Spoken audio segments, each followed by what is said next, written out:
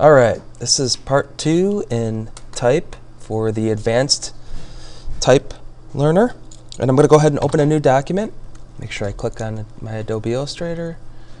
I'm going to go ahead and Control N, call the document type, spacebar, my initials.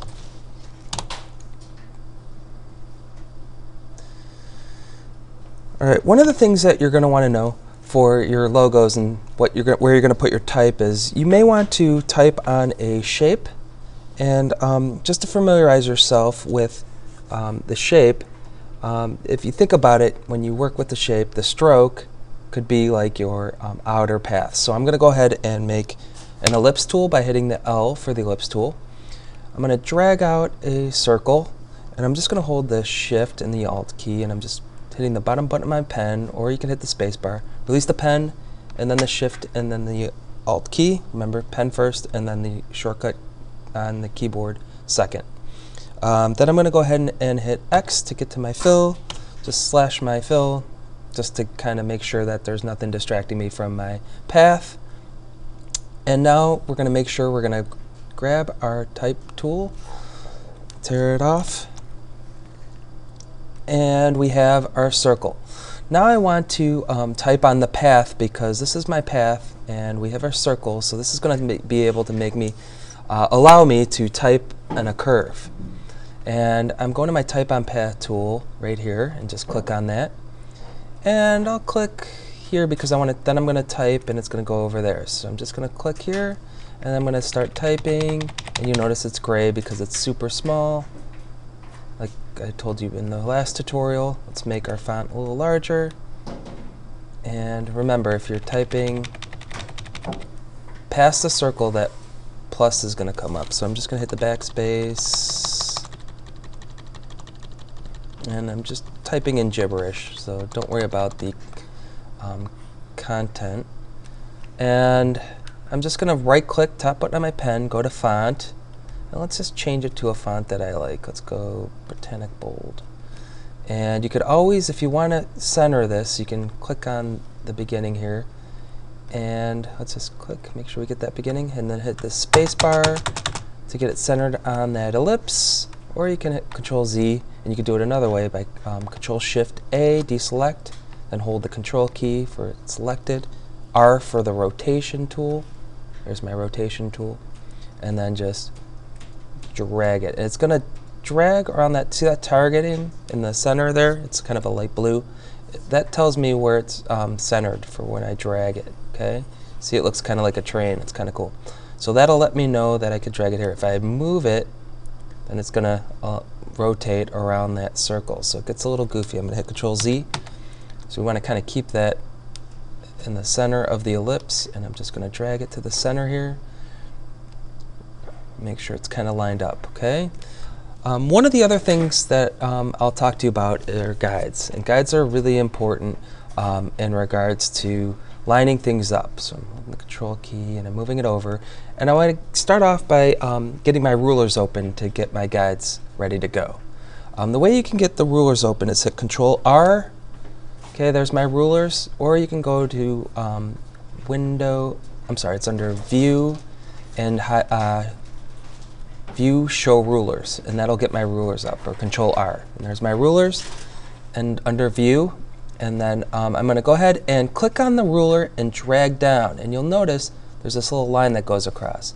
This lets me know that I'm pulling a guide down. And when I drag it down, so right now I have the pen on the pad and dragging down this guide from the ruler, and I release the pen from the pad and it makes that guide. So I could kind of like deselect, and I notice that it's not lined up very well, so I'm just going to go ahead and rotate this, R for rotation, and just line it up as best as I can so it looks pretty good. And I'm kind of a perfectionist, so we want to go ahead and move this down a little bit. R for rotation, just move it a little here, and we've got it lined up where we want it. Okay, Control Shift A. So that would be a good way to line up your curve type. I'm going to show you how to get rid of your guides. So right click, let's go to unlock guides, and then I'm just going to, you notice how it's unlocked by that check's not there? Lock means I can't move it, but if I right click and I go to and click that lock guides, then I could click on that guide, hold the control key, click on it, and then hit delete. Okay, so that guide is gone. Now I want to customize my font, and customizing font is super important in regards to making your font your own, and this is where you get really advanced in creating your own font. So I'm going to go to the type tool by hitting T for type. Okay, it's right there as well. And I'm just going to throw down it like I'm throwing down an anchor point in the type tool. Remember, we don't want to make a text box because we want freedom with this type. And I'm just going to go ahead and make a T. All right, I'm going to hit Control-Shift-A so that I don't write anything else after it. And I deselect it. I'm going to hold the Control key. And remember, you can just drag it out and hold the Shift key and drag it up. And then you can go ahead and do that the way you want. And I'm holding the Control key still, clicking and dragging it to the center. Now remember, you can start off by changing it to the font you want when you're customizing. To start off, I'm going to go with a sans serif without feet, because those are easier to manipulate. Okay, so there we go. And I'm going to go ahead and hit Control-Shift-A, and I have my font.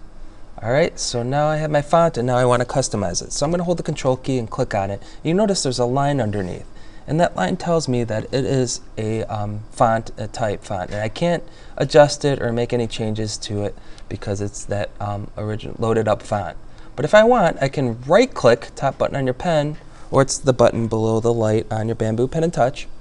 So right-click, and then I could click that Create Outlines. And this is really important because now, if you notice, that line that was underneath that tells me that it's a loaded up font is now paths. So, and if you can recall, with the pen tool, we made these paths as well. And this kind of looks more like a geometric shape in a way, with a little bit of an organic feel. And we've got these anchor points that are connected as paths into this shape, completed shape now, which is now my a shape rather than the font. And now I can go to the A for the direct selection tool, and I could deselect it by Control-Shift-A, and I could bring that direct selection tool over. And if you notice, the box is filled with black. That means I don't have an anchor point. When the box is white, then it lets me know that I'm on that anchor point. So I could click on that anchor point and drag it. Okay, so pretty cool. If I hit Control-Z and I want to get rid of anchor points, I go to the pen tool, and I go over to an anchor point, and you'll notice I'm in the pen tool, but when I bring it over to an anchor point, the pen changes to a minus.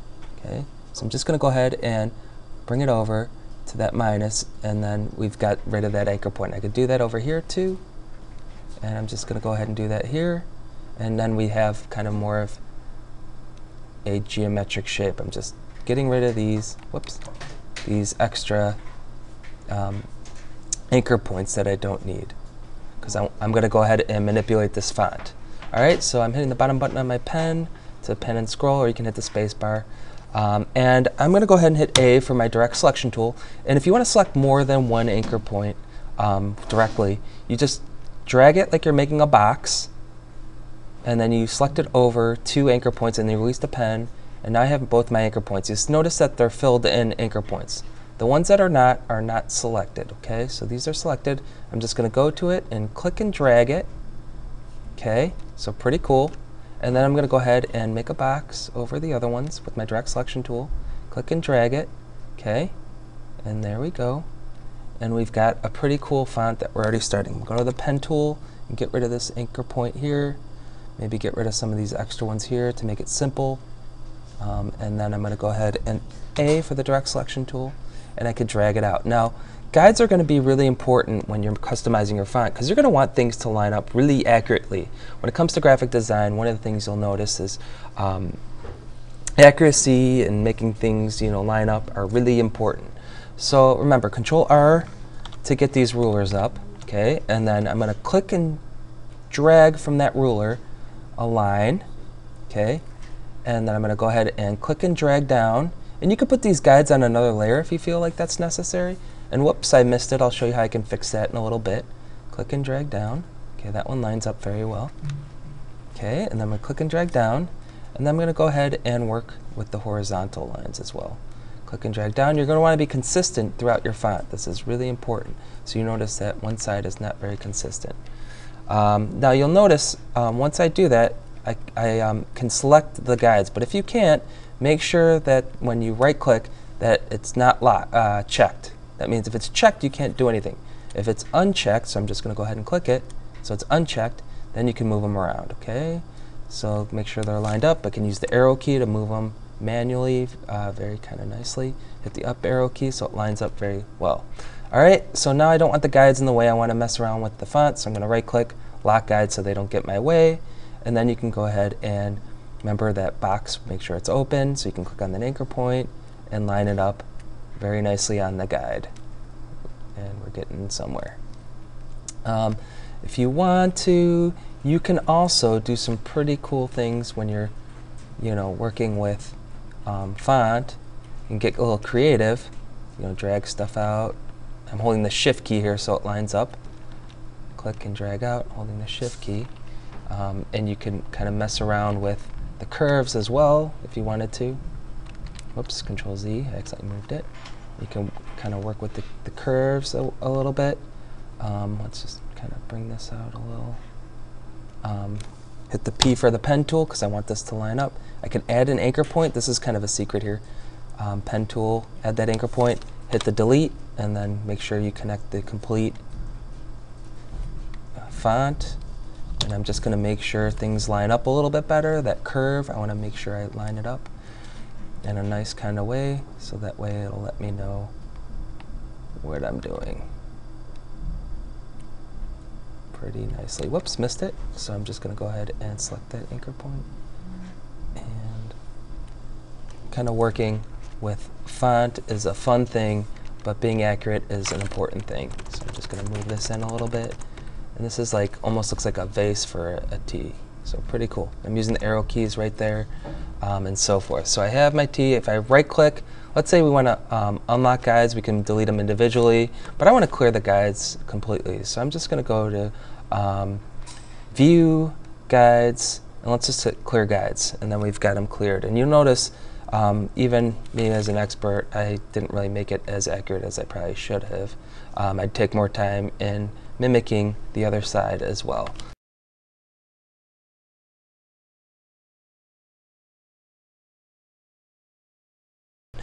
I'm going to go ahead and go to the selection tool and select this customized font, or should I say shape, now that I converted it to create outlines.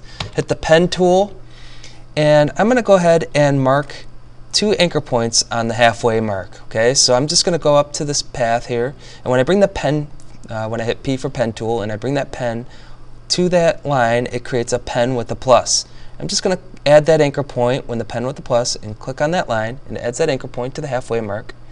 And then I'm going to go to the halfway mark on the bottom and add that anchor point by bringing that pen to that line. And let's go ahead and do that. Click. And then I'm going to go ahead and subtract these other anchor points by bringing the pen over to these anchor points that already exist. The pen with the minus, take those away. And I'm going to go ahead and do that and do that. And then I'm going to get rid of this one. If I want to make sure that it's a straight edge, we've got this little curve. I just make an anchor point by adding it there. Hit delete, and then I'm just going to complete the shape again with the pen tool, and we have our shape. If I want to get really, really sophisticated, I hit A for the direct selection tool, use the arrow key so it lines up nicely, and I have my half. Now I'm going to make it symmetrical, so I'm going to duplicate this and reflect it. So I have 2 of the same halves, and I have exactly what I need to make the complete T. Customized font that I made. So I just go ahead and go to the selection tool, and I'm just going to drag this, hold the Shift key so it lines up, okay, and hold the Alt key to duplicate. You'll see that my cursor becomes 2 arrows, so I'm duplicating. So Shift and Alt key, lift the pen first, and then the Shift and Alt key. Okay, remember, we lift the pen and then the keyboard shortcuts, and then I'm going to hit O. Remember, O for the reflection tool. I remember that. Oh, yeah. And then I'm going to go ahead and drag it to the left, and hold the Shift key so it lines up very nicely. And I could go ahead and maneuver it with the right arrow key so I know it lines up very nicely. And let's just make sure we're good. Control Shift A. Okay, now that I've made my type symmetrical, I could go ahead and select it all with the selection tool. I'm dragging a selection box. And I'm just going to go ahead and go to this top little box there in the selection and just kind of make it how I want. Hold the shift key to make sure it's proportionate there. If I don't, then it gets a little disproportionate. Just a heads up on that. If I want to make it taller, you don't have to hold the shift key, and so forth. So it looks really kind of a cool kind of font that I just designed. If you want to, feel free to change the colors as well to get it to where you'd like to make your design when it comes to your color. I'm just going to change this to CMYK right in there. And I have my green tea. Green tea is very good for you, by the way, so feel free at home if you ever get older and want green tea, make sure it's not caffeinated, then feel free to have some green tea. It's very soothing and relaxing. All right, I have my tea here, and you'll notice I'm separating it, and I don't want to do that. I want it all together, so I'm going to hit Control Z to undo. I want it all selected, so I'm going to drag a selection box and hit Control G to group. Now if I deselect it, it's all together. So this is really good when you're like not wanting to separate the font you just made, so it's together. Really kind of cool. If I want to deselect, I hit if I want to ungroup, I hit Control Shift G, that will ungroup. Now it's ungrouped, and there we go. I'm going to go ahead and hit Control Z to undo. There's another way to group your items here. And I'm going to go ahead and make a selection box. You can hit the top button on your graphic pen, or it's the panel button on your Bamboo Pen and Touch right below the light. And I'm going to right click, top button, group. So now I have it grouped. I'm going to go ahead and hit Control Z to move back, but it's still grouped. And then I could right click again, top button on your pen, and then I could hit ungroup, and now it's ungrouped. Okay? Just a heads up on that for when you're grouping and ungrouping. I'm just going to keep it grouped because it's easier to move it around and not get kind of messy. All right, and that's basically customizing your font. Very useful and helpful when using and being creative for a logo or your designs. All right, I hope you enjoyed it. Later.